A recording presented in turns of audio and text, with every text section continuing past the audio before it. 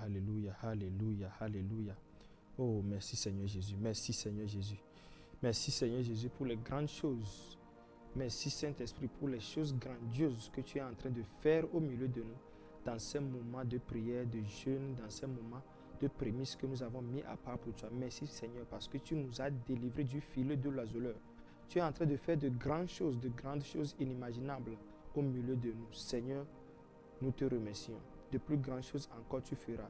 Pour la gloire de ton nom et que le peuple le verra, le peuple sera dans l'étonnement. Seigneur, ce soir, je prie encore. Donne-nous ta parole.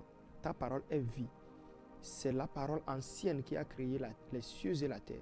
Que cette parole nous transforme, nous change, renouvelle nos pensées, afin que nous puissions vivre pour toi, en esprit et en vérité, afin que nous puissions marcher selon ta parole, selon ta promesse, afin que nous puissions jouir des choses que tu as préparées pour nous. Et surtout, afin que nous puissions te plaire dans nos voies, dans le nom de Jésus. Saint-Esprit, parle encore à nos cœurs. Je prie que nos cœurs reçoivent cette parole et que nous agissons selon la parole de Dieu qui est écrite. Dans le nom de Dieu, dans le nom de Jésus, nous avons prié. Amen. Alors, j'espère que vous allez bien. Et c'est merveilleux comment les choses se déroulent. Je sens une atmosphère complètement différente. C'est amazing, les Anglais disent. Très, très, très étonnant ce que Dieu fait. Ou ce que Dieu a fait déjà dans combien de jours? 3, 4e jour aujourd'hui. Et si Dieu a fait dans 3 jours, 4e jour aujourd'hui, il reste encore 3 jours, je crois qu'il y aura de grandes choses que Dieu va faire. Alors, premièrement, avant de rentrer dans l'enseignement de ce soir, j'aimerais t'encourager à continuer la prière. J'ai dit le minimum, c'est 2 fois que tu participes dans la journée ou dans la nuit. C'est le minimum de celui qui ne prie pas. Le standard, c'est 3 fois. Et tu peux participer plus que cela. Alléluia. J'avais promis que je vais vous parler de Dunamis. C'est une puissance que nous déployons en priant. Parce que plusieurs personnes sont ceux qui disent « j'ai déjà la puissance, j'ai le Saint-Esprit, donc j'ai la puissance de Dieu ». Oui, c'est vrai, mais pourquoi est-ce que cette puissance ne fonctionne pas dans ta vie? Pourquoi est-ce que tu as le Saint-Esprit, tu as la puissance, tu es plus que vainqueur. Mais combien de batailles est-ce que nous n'avons pas perdues? Il y a un moyen de déployer cette puissance. C'est cela que j'avais prévu, penser, mais par l'Esprit de Dieu, j'ai pensé donner un autre message concernant ces prémices et nos actions de le faire. Dieu nous demande toujours d'obéir à sa parole et d'agir. Et il dit, soyez ceux qui mettent en pratique la parole et ne vous bornez pas à l'écouter seulement. Quelque chose que tu ne savais pas avant, dès que la parole de Dieu te le montre, tu dois agir.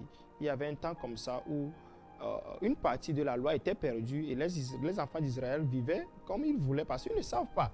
Jusqu'à ce que quelqu'un a trouvé dans le temple un morceau de la loi, des choses que Moïse a dit. On a amené ça à David, ils ont déchiré leur habit, ils ont dit mais nous sommes en train de vivre complètement le contraire. Ils ont demandé pardon à Dieu et ils ont changé en même temps la manière de faire les choses parce qu'ils ne savaient pas. Maintenant que la parole l'a montré, ils doivent obéir.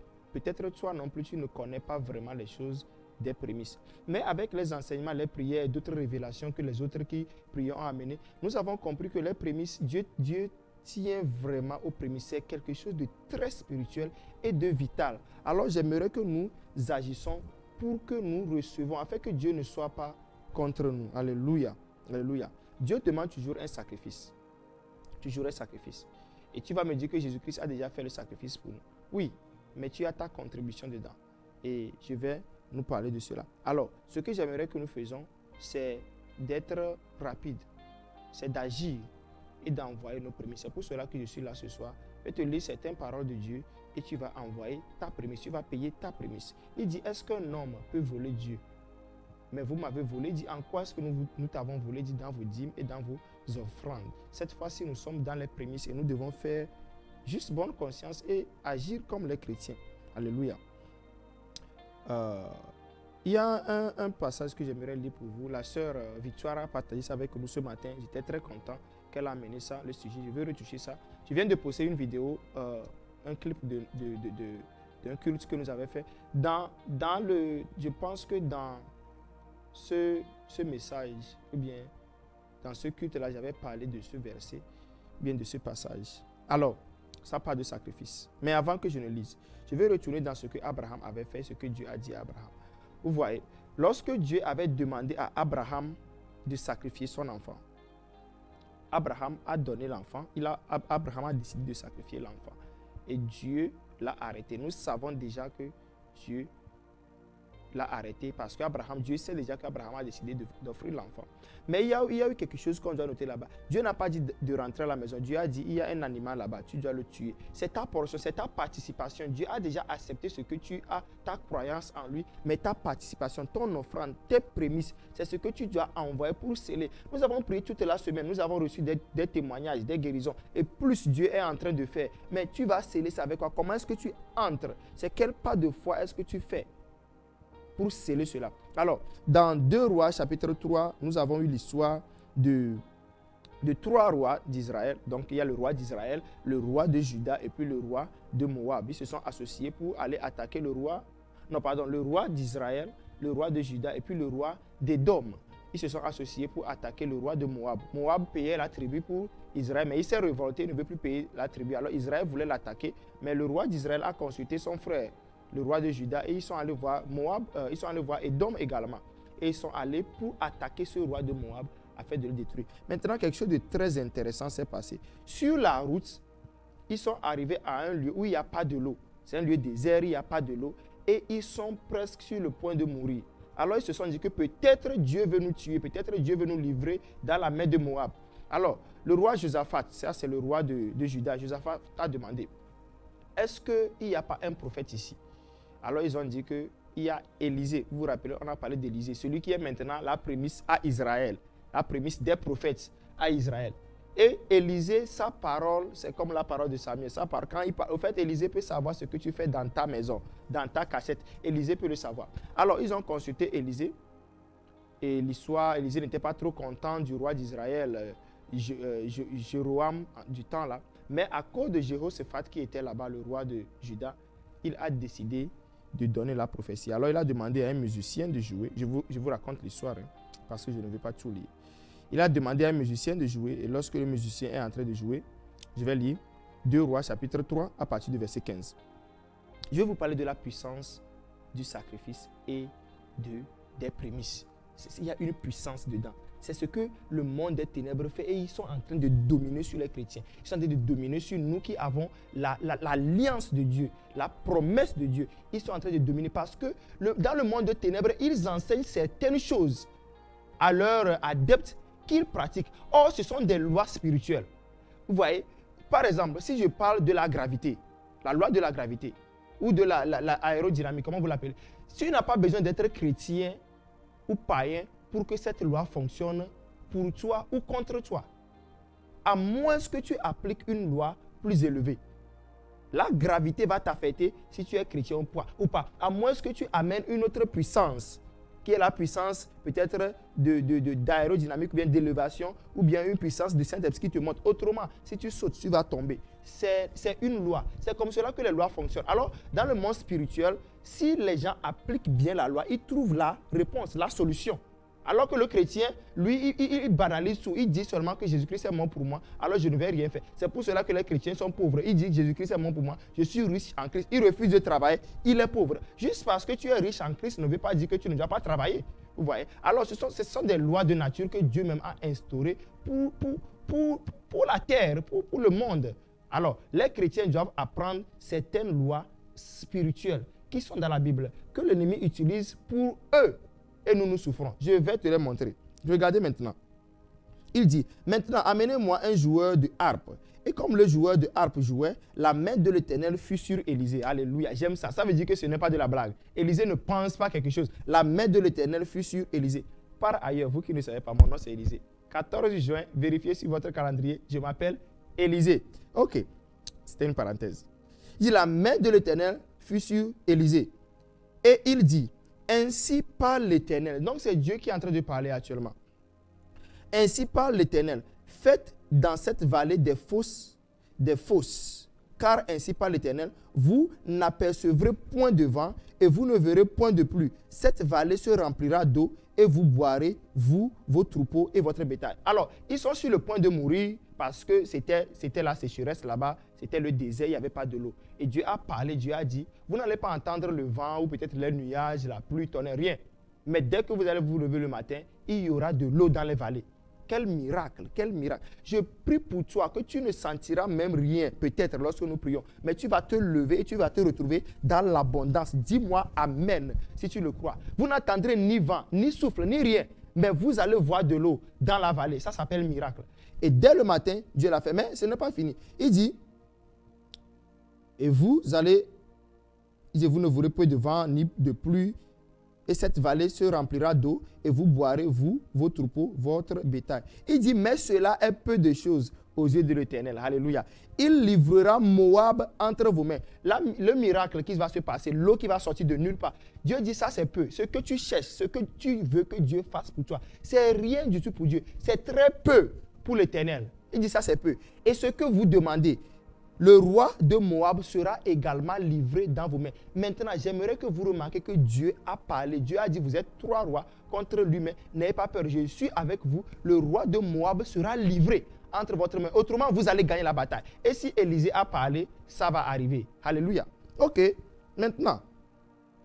Et Dieu l'a dit, vous allez les frapper, vous allez détruire leur vie. Tout ce que Dieu a dit, vous allez détruire les villes, vous allez gagner, amener tout ce que vous voulez, etc., etc. Alors, regardez ce qui se passe. Très tôt le matin, quand le peuple de Moab s'est levé, ils ont vu l'eau, mais Dieu a fait le soleil briller sur l'eau, et ce peuple pensait que c'était du sang. Ils ont vu l'eau de l'un, pensaient que c'était du sang. Parce qu'ils savaient déjà qu'ils se sont attaqués par les trois rois, sont en train de marcher contre eux. Ils savaient. Alors le matin, quand ils se sont réveillés pour se préparer à l'attaque, ils ont vu du sang. Oh, c'était l'eau qui était arrivée. Alors quand ils ont vu du sang, ils se sont dit que, vraiment, ces 3 rois se sont battus entre eux-mêmes. Et donc, nous allons seulement aller pour piller le reste de leur richesse qu'ils ont amené. Nous allons seulement piller ça. C'était un piège de Dieu contre les Moabites. Ok. Quand ils sont allés là-bas maintenant, Israël avec Juda et Moab, ils se sont levés contre eux et ils les ont battus. Ils ont battu le peuple Moab, ils ont battu les Moabites tellement. C'était terrible. C'était terrible. La bataille était terrible. Ils ont fui. Et comme la parole a dit, ils ont détruit les villes. Ils ont commencé par détruire les villes. Ils ont commencé par détruire tout ce qui est sur le chemin. Ils sont en train de gagner la bataille. Jusqu'à ce que quelque chose commence par arriver. Regardez.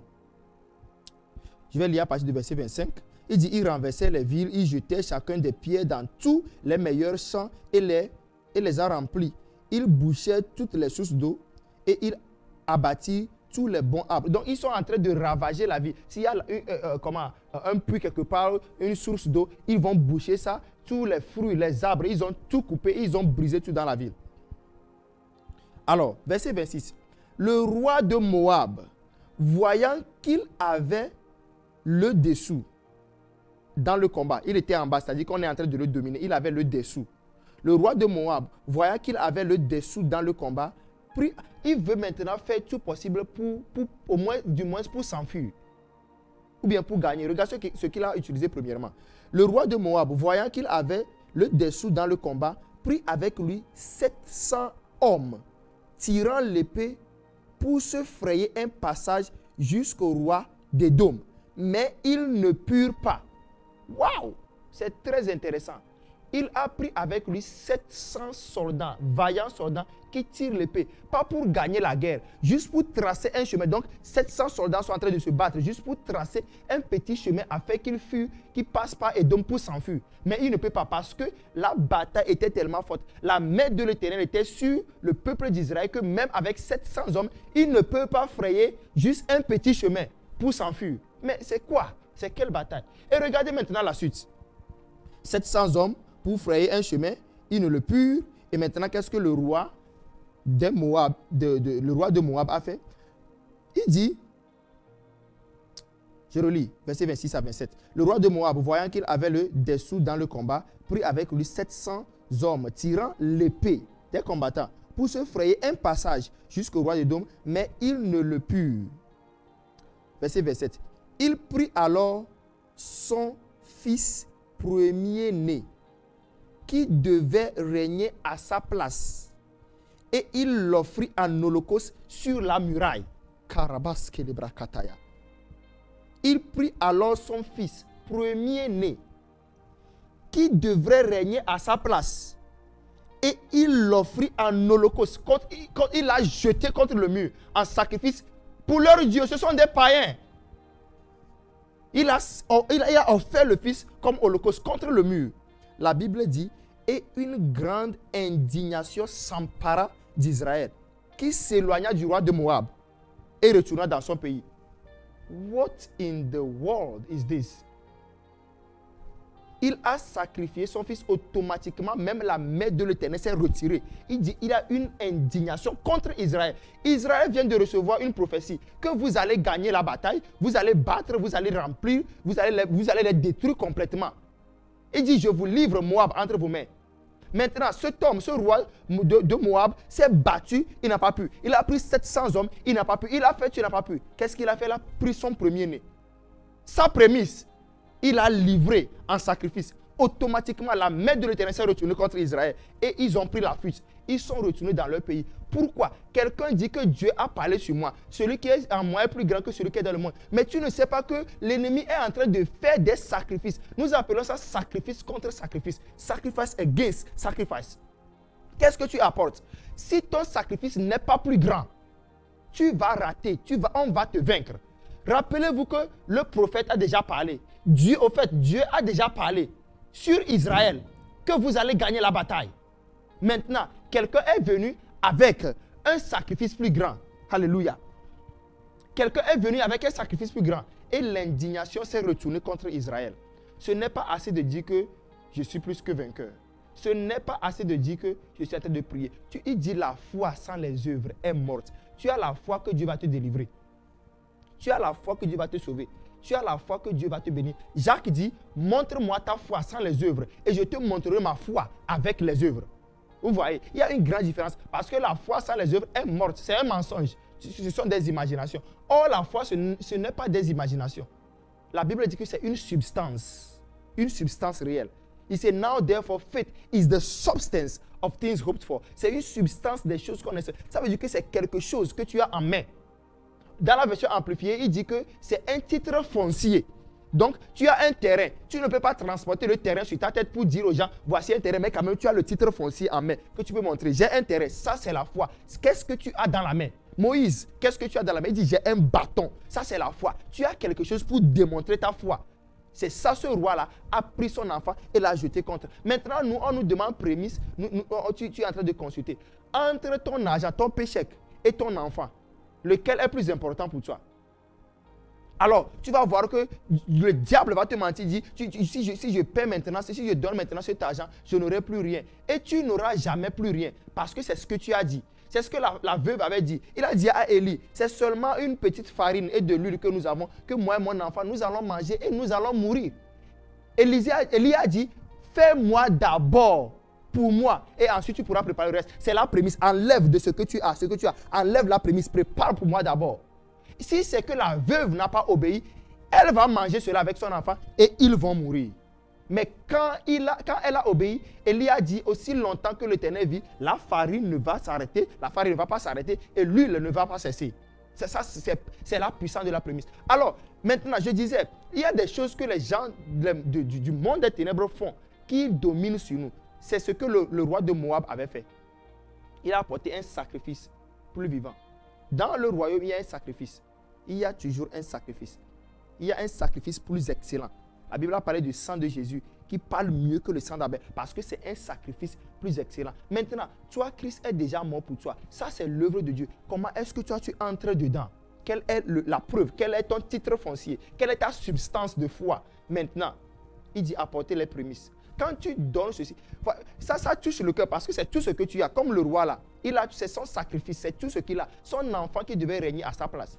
Il n'a pas consulté argent ni quoi. Il a déjà essayé 700 soldats, ça n'a pas marché. Tu as essayé des choses, tu as essayé d'appliquer ici, tu as essayé de demander des dons ici, tu as fait tout. Ma soeur, mon frère, nous avons une promesse. C'est écrit.